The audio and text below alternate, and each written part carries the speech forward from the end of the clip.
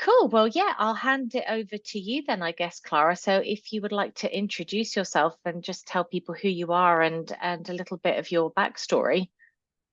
Uh, so hi, I'm Clara.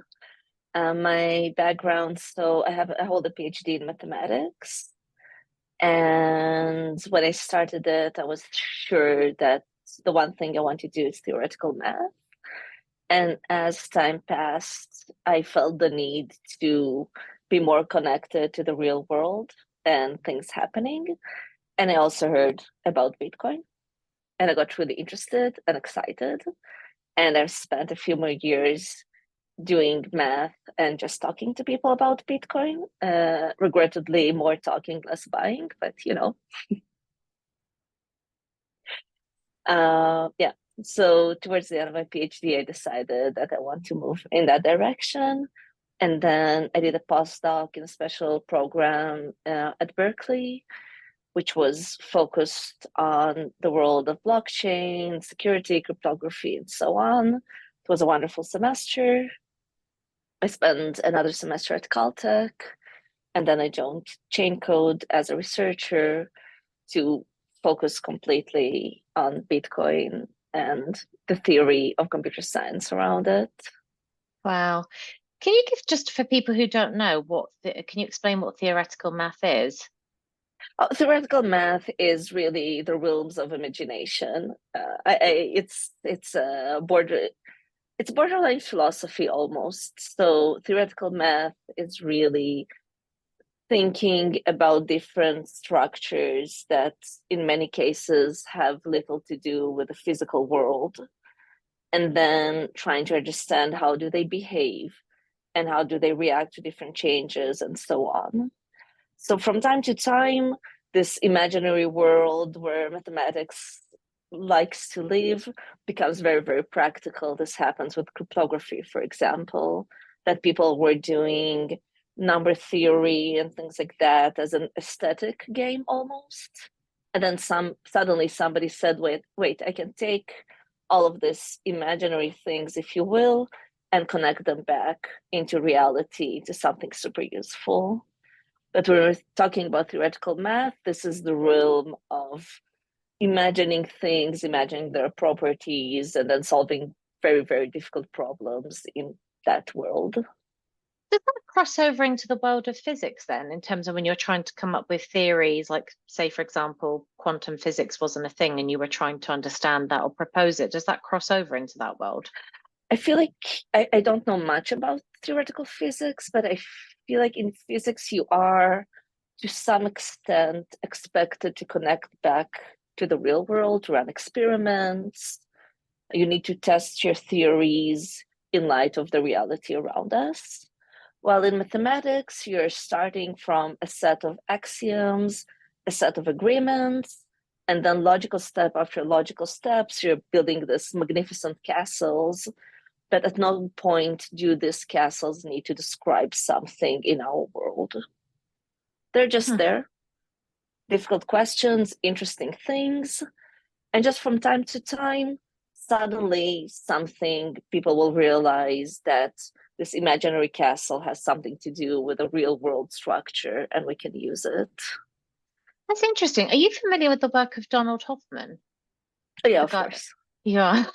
His book, The Case Against Reality, absolutely blew my mind. I've read it, and I'm not a mathematician at all. I think I'm mathematically dyslexic, to be honest, but I just numbers make me feel like nauseous. But I always blame your teacher. I don't know anything about your education. I I always mean, blame the teachers on probably. people feeling like that.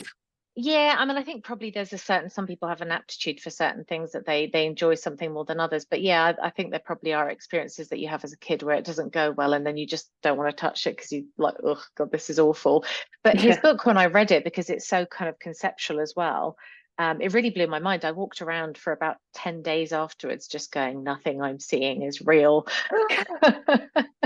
It was just it was crazy, but it was interesting to me that he had actually come up with that concept when he described it through mathematics, because he had a theory, and then when he actually ran the numbers he realized that his theory was completely wrong, and I just thought that that was really quite fascinating. Is that somebody that you would study then? Is that in the realm of theoretical math? Oh, so I haven't read the book that you mentioned. I think I read Mm. other things by him. He's Yeah. done a bunch of podcasts. I think he talked about it a Yeah, lot in yeah, yeah. different podcasts. But Yeah. like mathematics is really it's much more basic than that. You ask, for example, you're you're putting, I don't know, you choose a box and then you randomly choose 100 points and then you connect them by lines. Are the lines going to cross or not? That's a classical mathematical question. Is there a box out there? Is somebody spreading points? Is somebody connecting the points? No. At no point is anybody doing that. And it gets worse and worse because the box doesn't have like to be this three-dimensional box that we think about. It doesn't Right. have to abide to the laws of geometry that we experience right now. So you can go into the laws of geometry that you would find in other physics descriptions of the world, but it can go completely wild, and people just go and go with these questions and deeper where their curiosity takes them. And at no point do you need to explain to anybody, where is this box, who is spreading the points, who's connecting what, where, and so on. Interesting. I listened to an interview that you did. I think it was with CoinDesk, I want to say, and you were talking about books, and you said that Alice in Wonderland was one of your favorite books, and I was really struck by. Yes. It's one of my favorite books too. But I was really struck by that because I was like, oh, this is interesting. She's a mathematician and she likes that. So I feel like that makes more sense to me now because that takes you into this sort of realm of this mystical world where the Yeah. normal rules don't apply. Is that the linkage? Absolutely. Lewis Carroll was a mathematician, so there's a lot of math in his books. Oh, I did not know that. Really? Yeah. Yes. So his real name was Charles Dodgson, if I'm not mistaken. I think he taught, I don't know, in Oxbridge somewhere, one of them. I don't remember which one. Yeah. Yeah, and especially when Alice in Wonderland was written, this was exactly the phase in time where math was leaving the connection to reality, pretty much. And there was a lot of arguments. For example, can you talk about the fourth dimension? Can you talk about more than three dimensions? Or is it just, babbling and useless and we shouldn't think about this? And Lewis Carroll was on the side probably that thought that math should be connected to reality. Math should not go into fourth dimensions Huh. and weird things and strange functions. And this argument was so definitively lost that you study mathematics today, you don't remember that there was an argument like this. Nobody even tries to explain why are you allowed not to be connected to reality. This is just what we're doing right now. That's a direction that turned to be most fruitful because it allows you to go with your imagination and then come back and do something useful. See if there's a real world application. Yeah. Gosh, that's really Yeah. interesting. I didn't realize that he was a mathematician. So Yeah. talk to me then about because you had a journey through AI first and then it kind of shifted on to Bitcoin. So what was your AI journey and how did that start and end, I Oh, guess? Is that the right so word? the AI journey was pretty short. I was helping during my bachelor's. It was like a small project. I worked with somebody that was working on his PhD in computer science, and then we worked a bit on a research project he was interested in. It wasn't. I'm trying. It was a few years ago, so I don't remember the full details. I don't remember what ended up being published or not. But it was pretty early. I think it was before AI was a big thing, and that's like people in university did that, but it wasn't like a household kind of term. And we were thinking mostly about images, if I remember correctly. Hmm. Yeah. Do you feel that with I know that maybe your time in that area is sort of fairly limited, but Did you get a sense then, did you feel that there was an expectation that we would end up where we are now, or has this sort of explosion? I think it was Eric Weinstein mentioned that there was a paper that was published. He talked at the Bitcoin conference about the 3 white papers that changed the world, and one was the Bitcoin white paper, one was the AI one, which I can't remember what it was called, but he said that that was what had kind of kicked off what's happening now, essentially with the large language models. And then he talked about the Fury and Cleavage COVID white paper, or whatever it was, that was the other one.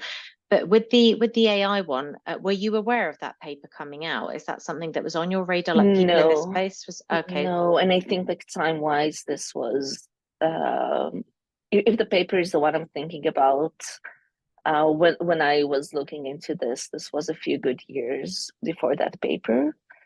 I can definitely say that when I was working on that, like this large language models, these abilities, people around me were skeptical about it also. It wasn't like, okay, so, today we're running these things in MATLAB and tomorrow we're taking over the world with ChatGPT. That was not the feeling. God, I hope not. Yeah. Yeah, it's quite funny. I mean, it is a very useful tool. It's funny actually, because my kind of take on it as not being somebody who's technical at all is it just seems like a very useful tool. And I feel like all these doomsday scenarios are quite overblown. It just feels to me like typical kind of alarmist knee-jerk reaction. And I'm highly suspicious of people like Elon Musk who want to control it and put the brakes on it, because I'm like, yeah, it kind of feels like you just want to shut the gate behind you, and make sure that nobody else can make use of these tools. So it just seems to me somewhat silly, but I find it quite interesting. So tell me then how you progressed onto Bitcoin then. So you've had all this kind of math journey. Do you remember when you discovered Bitcoin and what your response was at that time? So just like journey-wise, I did this small machine learning project. I played around with it. I thought it was fun, but decided to go back to math. And then I think it was already, I was either in my master's or in the beginning of my PhD, and then the word Bitcoin, conversations about it were babbling around me. I have a very Do you remember Israeli where story. you were at that time? Were you in the US? I was in Tel Aviv. Okay. When I started hearing this, and I have probably the most Israeli imaginable story about the first time I interacted with Bitcoin. Was I was sitting with a friend, we were eating hummus, and then he said, "Do you wanna pay for both of us? I'll pay you back in Bitcoin." And I was like, "I don't know what you're talking about." We had a short conversation. He paid me back. Of course, whatever he paid me back is lost in some phone forgotten 3 years ago. I went to do the math a few years ago. I was like, how much money did I lose by not keeping that wallet? So it's not unimaginable. It's not a life-changing amount, No. but it would have been a pleasant amount to have. Thank God it wasn't life changing. I feel so sorry for these people who had like 5,000 Bitcoin and then just threw it away and went, oh, it's worthless. And I'm like, oh. Yeah. So it was, When was that? Do you remember what year that was? No, I looked it up when I was checking that I could have had completely different life right now if but after that I got interested. I started reading about this a bit, started talking to people a bit, and then definitely at least a year or two later I was like, okay, I need to figure out what's up, and read the white paper. As a And I was like, mathematician, huh.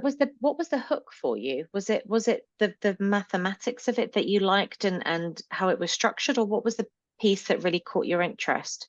So I think the white paper really caught my interest because it's not a very mathematical paper, the Bitcoin one, but it's very aesthetic. It's very solving a very complicated problem with sophisticated tools that were lying around for years, and then just putting all of the pieces in place, and then suddenly it works, which is it's a very pleasant thing to see when it happens, when just like all of the dominoes fall or all of the pieces stick together. So on that level, I think Bitcoin really got my attention. And With then, with some of your understanding about cryptography, then, did you understand quite well the problem that it was solving and the tool that it was bringing together? Like, was that very apparent to you in that kind of harmony, I guess, of things that came together? yes, and I had some familiarity with previous attempts and things like that, just because I got to talk to people out of interest.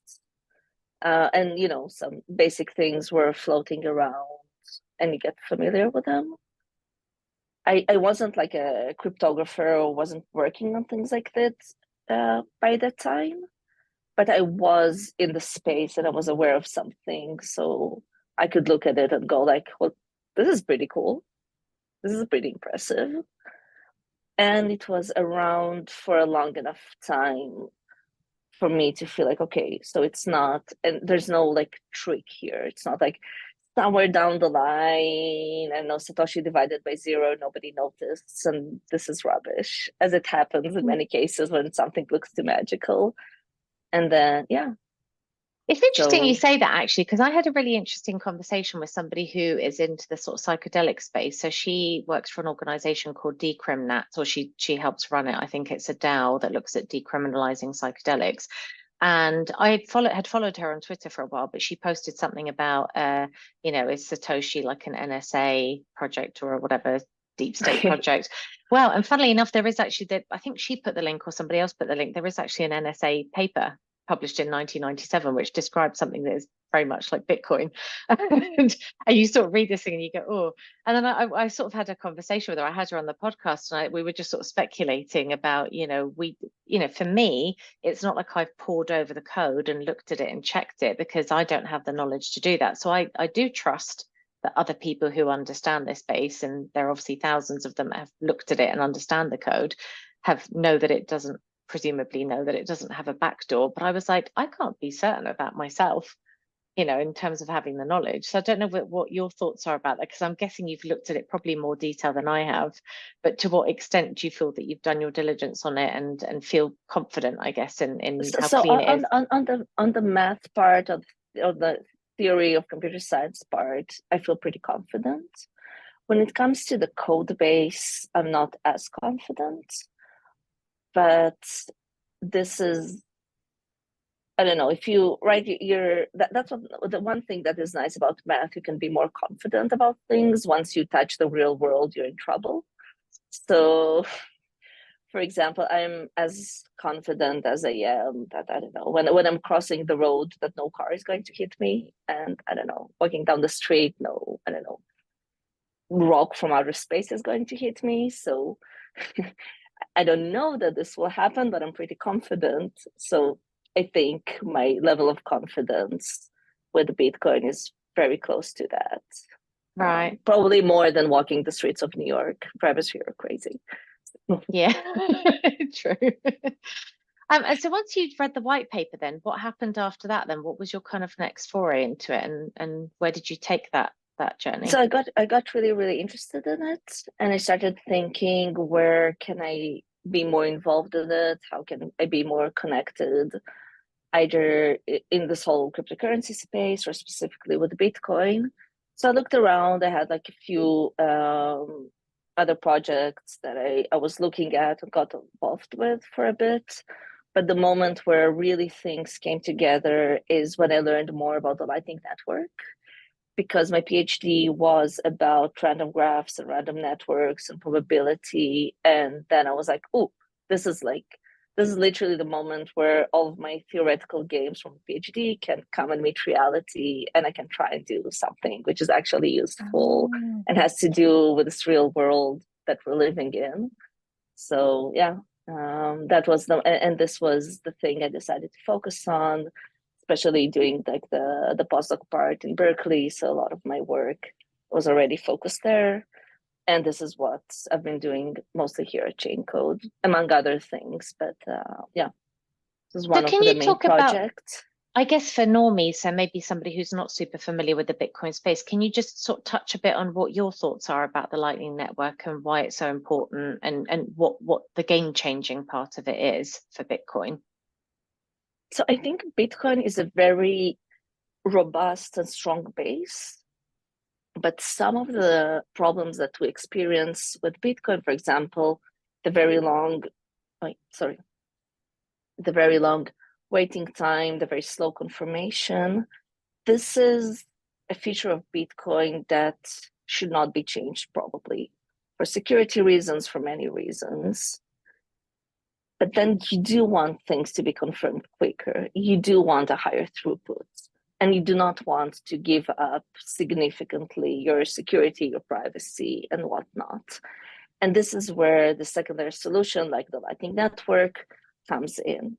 It builds on top this very, very strong base of the Bitcoin blockchain to allow for quicker, for more transaction throughput, for quicker confirmation, for a bunch of things that we cannot do on layer one, but then layer two takes layer one, uses it to allow all of these new uses.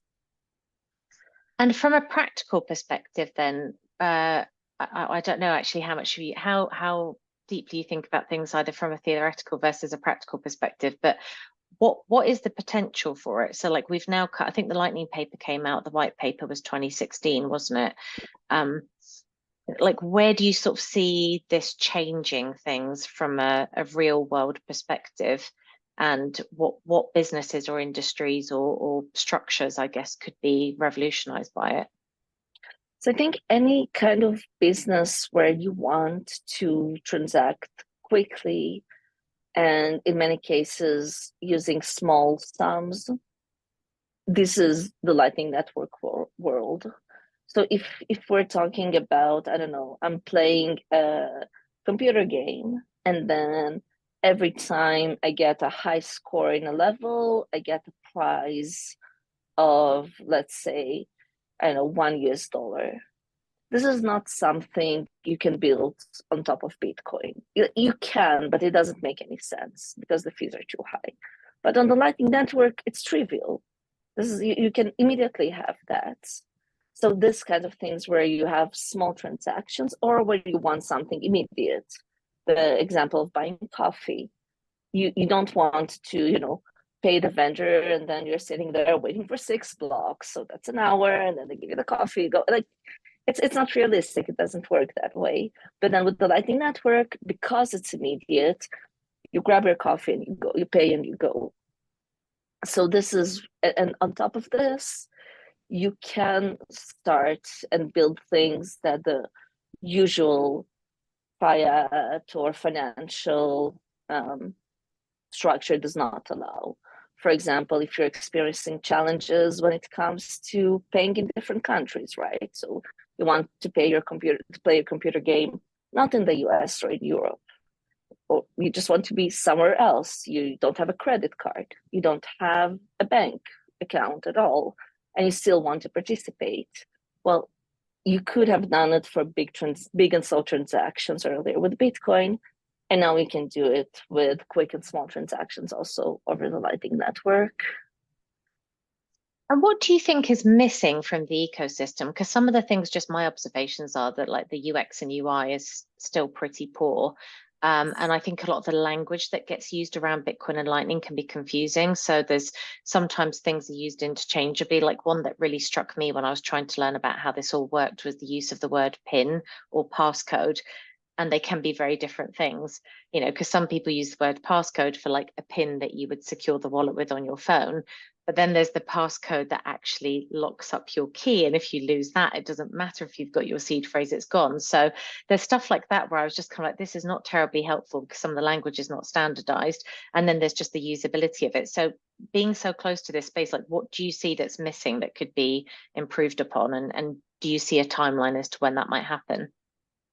So I think one of the things that are missing is really making things more accessible without giving up on privacy or control or things like that. Because a lot of the ways that people solve the difficulty of the UX and things like that, they go like, okay, so our company is going to control your Bitcoin, and then you can talk to us in the same way you talk to a bank. But then what's the like, why are we doing this, right? Why did we even get out of bed and start doing this whole thing this morning if we're just building more banks that don't allow people the privacy and the control that Bitcoin could offer them? So I think there is still a very long way to go before we'll have some accepted standards and language that will allow people to control their funds and their privacy without them needing the help of the third party. So there's definitely work being done in this direction. Timelines are for profits, I think. So I have a hard time giving a timeline, but there's definitely a lot of very enthusiastic and smart people working on this right now. I see a lot of it also in the Lightning space, where people are trying to build this midway solutions, where in the beginning somebody helps you and like holding your hand in your first steps, but at any point you can disconnect and run this whole thing all on your own. So we're definitely working in that direction, and unfortunately we're not there yet. Yeah, There's also, it's interesting actually, because I read some stuff on Twitter that was a bit kind of almost conspiracy theory, like what they were saying, well, why is it that Bitcoin core developers are not working on privacy? So privacy for your transactions. You know, obviously one of the things that people misunderstand about Bitcoin is it's not anonymous, it's pseudonymous. And they were sort of saying that this is something that's really key, and why is this not being focused on? This is really something that's important. Do you have any insight, I guess, into why that hasn't been such a focus, maybe on the development side? Should it be, or is that just... But people are like, Right, this is like, this is I don't know who is this person Bitcoin on Twitter it was. who is on Twitter, and maybe they think it's easier, or maybe they I don't know, but people are definitely working on this. There's a lot of interesting projects both in Bitcoin and in the Lightning Network. For example, a project that should allow you to send money and nobody being able to associate where it came from. So this is, for example, to allow you to donate to a cause that you feel strongly about, but you don't want, for example, your employer to know that you donated there. So making a disconnect, and so Chainalysis and other entities that study the blockchain will not be able to observe your salary and this donation and say, okay, this is one person. So there are definitely projects in the space. In the Lightning Network, for example, there's pretty good privacy for the person sending the payment, but the receiver is still a bit out there. So there's also a project to offer some privacy for the receiver. People are on it. It's difficult. Takes time. Yeah, but it's definitely on people's mind.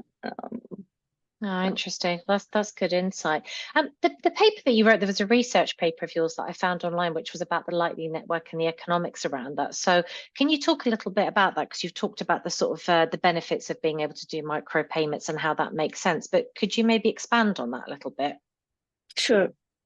So the paper had two main parts. Like, we ended up publishing this project in two papers. The first part was actually studying the costs of a Lightning channel. So in a Lightning channel, you can take some amount of Bitcoin, lock it between yourself and your business partner, who not, and then you can send each other money. But then you locked, let's say you locked 5 Bitcoin in the Lightning Network. This Bitcoin is inside of the Lightning Network and cannot be used for anything else. So you can't change it to dollars and buy S&P 500. You can't invest it. It's closed inside of this environment. Why would you, Clara? Why would you? That's right, these days. But there is the question of interest. You could have been, investing this Bitcoin in the latest Lightning Network startup, and you're not doing it, you're just keeping it inside of the Lightning Network. Yeah. So there is a delicate balance to have here about how much money do you lock inside of your channel because the more money you lock in there, the longer you can use the channel. You will not need to move more money from the blockchain itself to the Lightning Network. This is an expensive thing to do. But on the other hand, you have money locked in the Lightning Network that you cannot invest again in the latest startup or whatever you see fit. So there's really a balancing game here. And then you need to find the optimal strategy and understand how much does a Lightning channel cost at the end. You put in some assumptions, you assume something about on-chain fees, you assume something about what could your money be doing if it was not in the Lightning Network, and then you get a number. And this number tells you, first of all, should you be using the Lightning Network at all? Maybe you should be just doing your business on chain. And if you are going to use the Lightning Network, what is the best way to do it? And how would it change when your needs or the dynamic of the network changes? So this was the first part. We're really hoping that it will be used for other researchers as kind of baseline, for businesses, even for individuals, just to do sanity checks, run the numbers, see if your whole business is built on top of the Lightning Network. Maybe it should be on chain. Maybe it doesn't make sense at all. Just understand what are the costs and the powers out there. And then the second part, we were thinking, okay, so we understood a single channel. We understood the economic forces happening there. How does this affect the whole structure of the Lightning Network? Because you can route in the Lightning Network, right? Alice can pay to Charlie through Bob. But then should Alice be paying Charlie through Bob, or should Alice and Charlie open a channel of their own? And in general, what would be the optimal structure of the Lightning Network where people will realize, oh, wait, I could save money by closing this 10 channels and just opening 2 more. Or there is a business to be made by connecting these 2 parts of the Lightning Network by a new node, opening a bunch of channels and changing the dynamics out there. Do you think that that's something that AI could automate for you? I mean, is that something that we could use AI for, just to leverage that? So you're a business and you don't have to do the analysis. You can just say, here are the criteria, go figure out the best economic model for me. And here's my structure, my model that I want you to follow. I don't even know if we'll need AI for it. I think like this is something that once you have the math figured out, people know how to do, but definitely, and in general, I think like this would become more and more accessible for people. So you can ask ChatGPT what would be the optimal way, and then it will give you some structure, some things to check, and so on. So definitely this is something that probably can be automated now, could be much easier to automate in a few years. So yeah, this is, if you're asking me, we're in the honeymoon phase for the Lightning Network, where pretty much people are good spirited, they're running nodes, they're running channels, not as a current business kind of thing. They're like, for the future, to study the network, to develop the network. There's a lot of altruistic nodes and channels running things around. And at some point, either AI or just a bunch of MBAs are going to come in, and things are going to look very, very differently, because they're going to go around and say, oh, you can save money by doing this, this, and this, and we'll be out of the honeymoon. Yeah, I mean, I guess it'd just be nice to have things optimized and an easier interface, but I know what you mean. I often muse about like what things are going to look like in 10 years' time, because I felt like I came to this space quite late. I really only understood what I was missing in like July 2021. and I thought, funnily enough, I mean, I could kick myself, but I found out about Bitcoin in 2011. My husband was really excited about it. And he said, oh, there's this new thing you can do, this distributed ledger. And he was looking at building a sort of what I guess now would be like a smart contract type thing for the music industry with a friend of his. And so he was looking into it. And I just sort of looked at him and I went, I don't get it. Like, this just sounds incredibly boring. And I came from TradFi and I was fairly exposed to it there. I mean, there were lots of blockchain projects in TradFi, and I worked in corporate innovation, and I thought, oh, I kind of get this. It's like, okay, it sort of creates efficiencies. That was how I looked at it. And it was only when somebody sent me the Jordan Peterson conversation, there was a podcast recording he did, I think May 2021, with 4 sort of prominent Bitcoiners. I think it was DeGigi, John Vallis, Robert Breedlove, and the filmmaker Richard James. And I watched this thing and I was like, damn it, I've been in finance for 20 years and I understand nothing about money. And I suddenly was like, how was this thing sat under my nose the whole time? And I just had no concept. And so whenever you come to it, I feel like everybody says this, they feel like they were late, unless you're really one of those OGs that was back in the chat rooms with Satoshi, you feel like you got to it late. Then I go out into the rest of the world and I realize how early we are. Yeah. I'm just like, oh my God, there's so many people that just don't get this. Yeah, it's just kind of crazy. So I often muse about what it's going to look like in 10 years' time, because I feel like we can't even conceive of it. It'd be like it when the internet came out and people, could you have even imagined an iPhone? Yeah. Or an app? It just would have been inconceivable. It's interesting because talking to you, there's a perception with mathematicians that it's almost like, I don't know, I mean, this is a very much like a stereotype, but almost like being an accountant. It's like a very boring thing. But actually talking to you, you really do seem to live in a world of creativity. Is that quite typical, do you find, though? So with your colleagues that you work with, is there a strong creative element together with the technical expertise? Absolutely. This is true both for mathematics and for Bitcoin. I think a lot of engineering.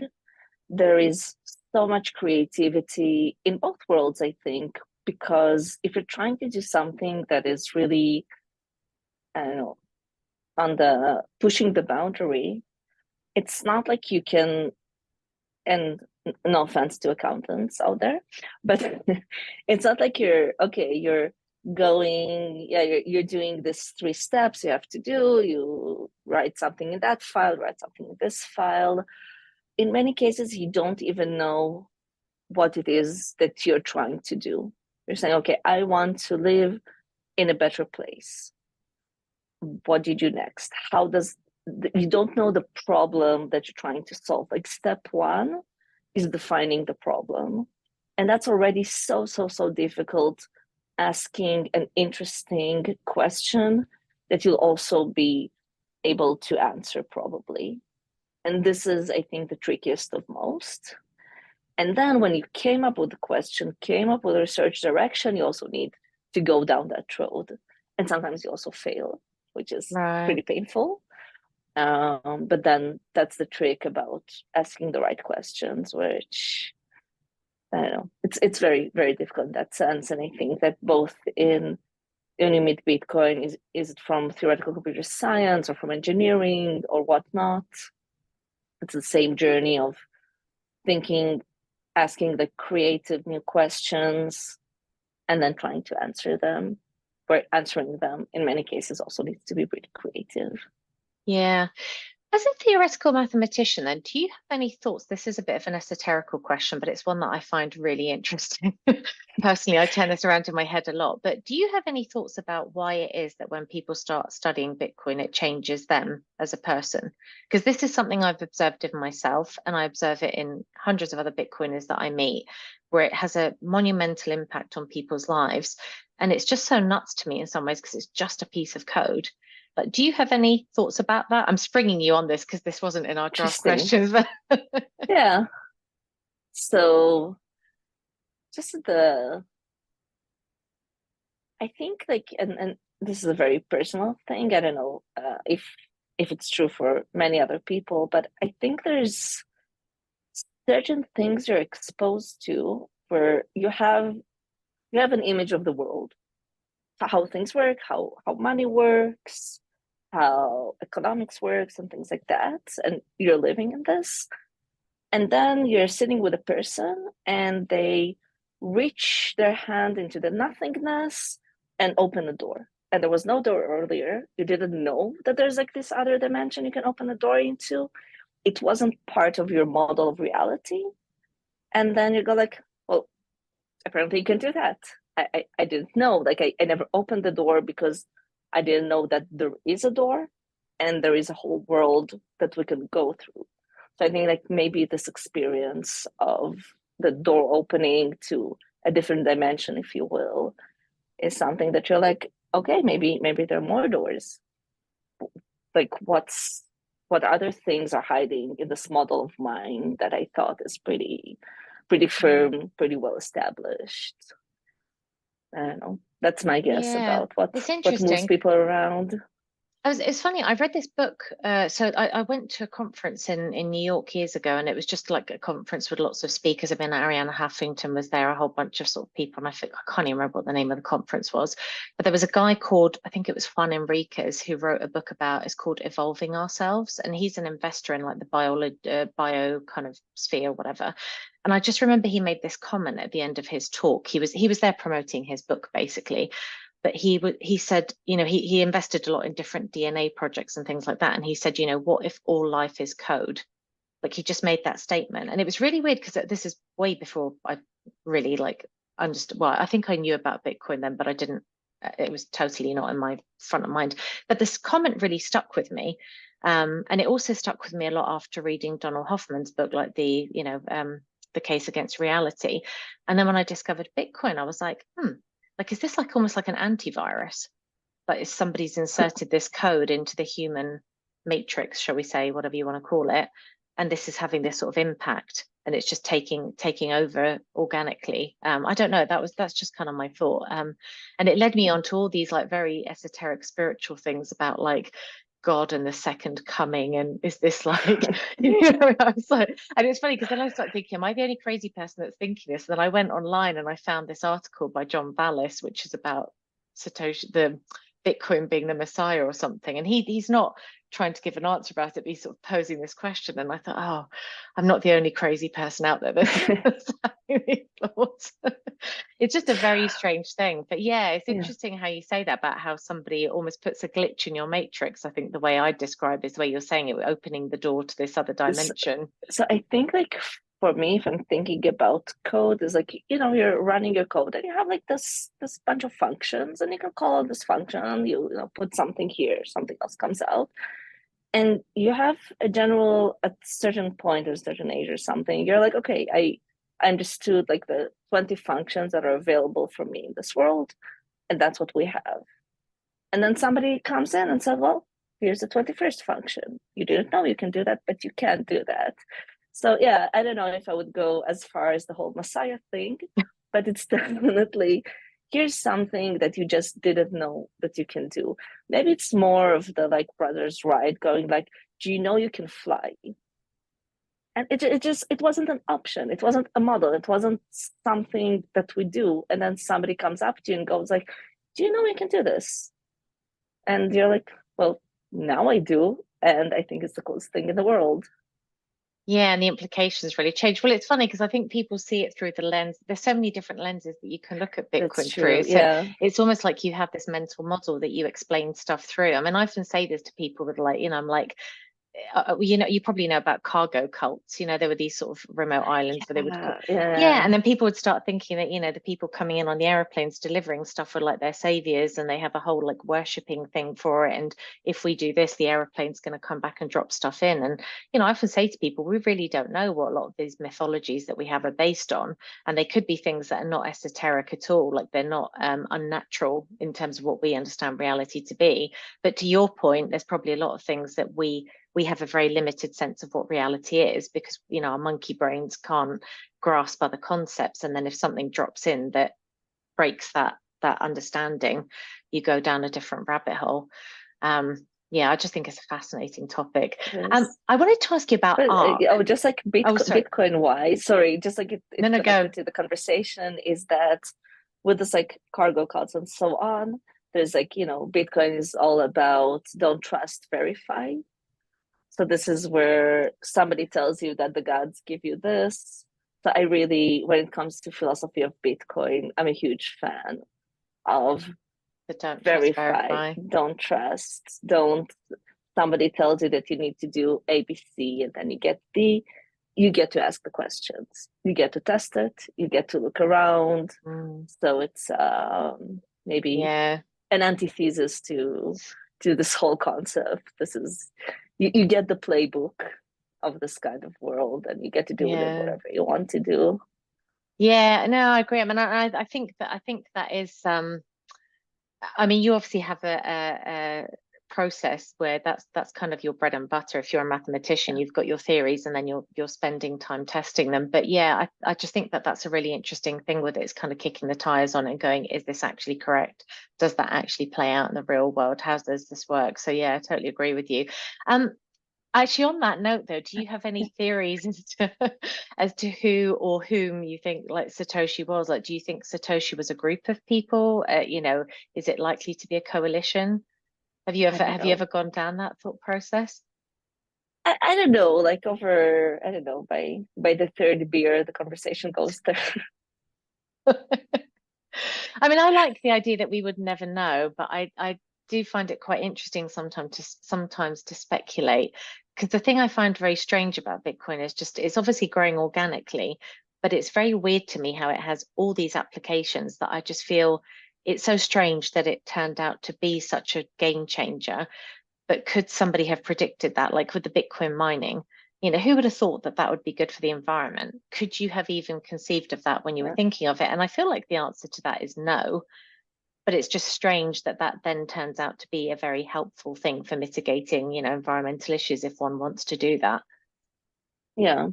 So I don't know, Satoshi, whoever they were, I don't know if they thought about fully about like environmental effects, and there were definitely some things that were overlooked and fixed by people that came in after that. Yeah, I don't know. For me, it's like, of course, I would love to learn who was behind this whole thing, but I think the main feature of Bitcoin is that whoever Satoshi were, they're not around anymore. This is crucial for Bitcoin, and it will probably stay this way, and it's very, very good. Yeah, I agree. I agree, definitely. Yes, I wanted to ask you about ARC. I just recently saw something published about that where it's like, oh, this could be an improvement on the Lightning Network. Is that something that you've looked into? And are you able to give a layperson summary as to what it is as it relates to I Lightning? probably shouldn't. Like, I looked into this a bit. It's a very, very early project. Yeah, I think like it's better left for the people more involved in it to comment on it. Yeah, I'm looking forward to see where it goes in the next steps, but it's really, yeah, Fair enough. We'll see how it goes over time. Well, I read an article about it, but being non-technical, I read it and I was like, I'm not sure I understand this. I don't understand what the value prop is really versus Lightning, I think is how I describe it. I'm just like, how does this differ? And, oh God, are we going to have to like build on two different protocols now? And what does this mean? That was my main kind of reaction to it. So Lightning definitely has some problems and people are working on solving it, and be it by a different protocol that will integrate with Lightning or solutions inside of Lightning. It's not for me to say right now. So we'll just have to wait and see. Yeah. Okay, we'll maybe circle back to that another time. One last thing that I wanted to touch on was just obviously you're very deep into kind of what I would describe as somewhat the theoretical space of Lightning, but you're obviously looking at things that have commercial applications. Do you have any thoughts about how people running businesses should be starting to think about that? Because they obviously need to think about Lightning integrations for their businesses. Do you have any thoughts about where they should begin to look at and where you think that journey needs to take them? So I think specifically in general, right now is an excellent time to work on Lightning and on Bitcoin, I think, because first of all, there's a lot of smart people in the market right now looking for their next thing, which is an amazing thing for entrepreneurs. And also there is like funding, there are some accelerators focusing on Lightning. So just if somebody out there is hesitating whether to do it today or next year, today seems to be like a pretty good day to jump into that. And I think a lot of the interesting projects in Lightning have to do with either looking at pain points of the Lightning Network, like right now that we discussed, or other problems of financial markets. And there's still anything that is international is painful. It's a headache. It's all of it. And I don't know, unbanked, people without credit cards, people trying to, I don't know, immigrants to the US trying to build credit history, trying to understand the system here. And there's so many things to solve out there that have to do with finance or could have been solved earlier given a good financial stepping stone to build on top.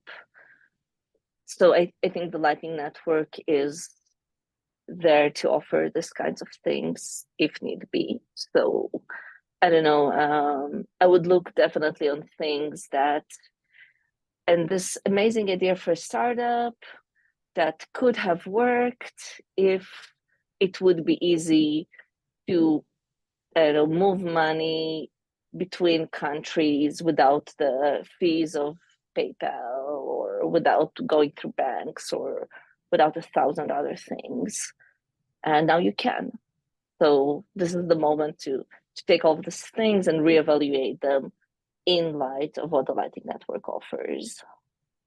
Yeah, it's interesting. I've mused a lot about that, about what that means for existing payment infrastructure providers, because I think, whether you agree with it or not, like Russia being kicked out of the SWIFT system has now created what I think will be a domino effect, because other countries see that and they say, well, actually, we don't want to run that risk. And so we need a different rail to do this stuff on.